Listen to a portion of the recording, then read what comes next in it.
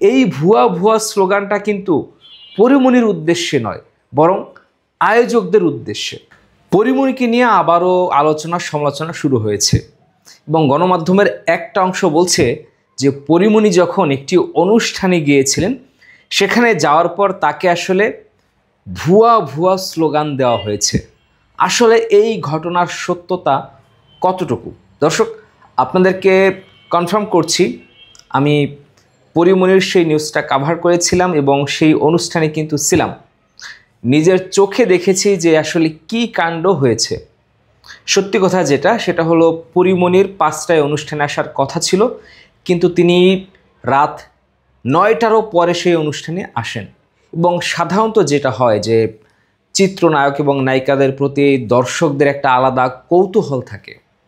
তো গণমাধ্যম কর্মীরা নিউজ কাভারের জন্য দাঁড়িয়ে আছেন।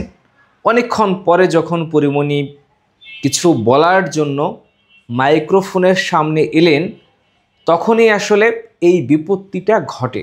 উৎসুক 15 থেকে 20 জনের একটা দল পেছন থেকে গণমাধ্যম কর্মীদেরকে ধাক্কা মারে এবং পরিমণির সাথে তখন যে নিরাপত্তা রক্ষীরা ছিল, এই ধাক্কাটা তাদের গায়েও লাগে। স্বাভাবিকভাবে নিরাপত্তা রক্ষীরা তখন আবার ধাক্কা মারে এবং এই ধাক্কাটা গণমাধ্যম কর্মীদের গায়ে লাগে। তখন অনেকে পড়ে যান, অনেকের ক্যামেরা ছিটকে যায়। তখন অনেকে যারা এই আয়োজনটা করেছিল আয়োজকদের ভুয়া ভুয়া স্লোগান দেয় এবং পরিমণি কিন্তু তখন তিনি বলছেন যে দেখুন, আপনারা স্লোগান দিচ্ছেন আয়োজকদের, কিন্তু মানুষ মনে করবে এটা আমাকে দিচ্ছে। আসলে পরিমণিকে কিন্তু ভুয়া ভুয়া স্লোগান দেওয়া হয়নি। যারা স্লোগানটা দিয়েছে তারা আসলে আয়োজকদের উদ্দেশ্যে দিয়েছিল যে তাদের এই ম্যানেজমেন্টটা তাদের ভালো ছিল না। এবং পরবর্তীতে আয়োজকরা তারা কিন্তু অনেক উস্কানিমূলক কথা বলেছে। তারা বলেছিলেন যে এখান থেকে কাউকে যেতে দেওয়া হবে না যারা এই বিশৃঙ্খলা করেছে, এবং এরপর এই উত্তেজনাটা আরও বাড়ে।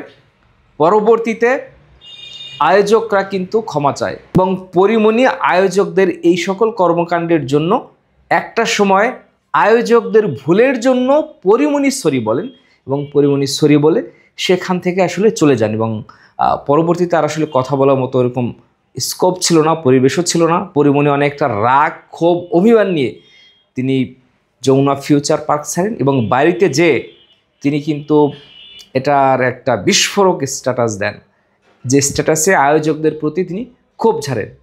তিনি একটা কথা বলার চেষ্টা করছিলেন যে আয়োজকরা যদি সুন্দরভাবে একটি পরিবেশ তৈরি করতে না পারে অনুষ্ঠানের জন্য, তাহলে তারা এই ধরনের অনুষ্ঠান আসলে আয়োজন করতে কেন যায়। এবং পাশাপাশি গণমাধ্যম কর্মীদেরকে কিন্তু সাধুবাদ জানিয়েছেন পরিমণি। তো যেভাবে মিডিয়ায় এসেছে ঘটনাটা যে পরিমণিকে আসলে ভুয়া ভুয়া স্লোগান দেওয়া হয়েছে, তাকে অপমান করা হয়েছে, এই ভুয়া ভুয়া স্লোগানটা কিন্তু পরিমণির উদ্দেশ্যে নয়, বরং আয়োজকদের উদ্দেশ্যে।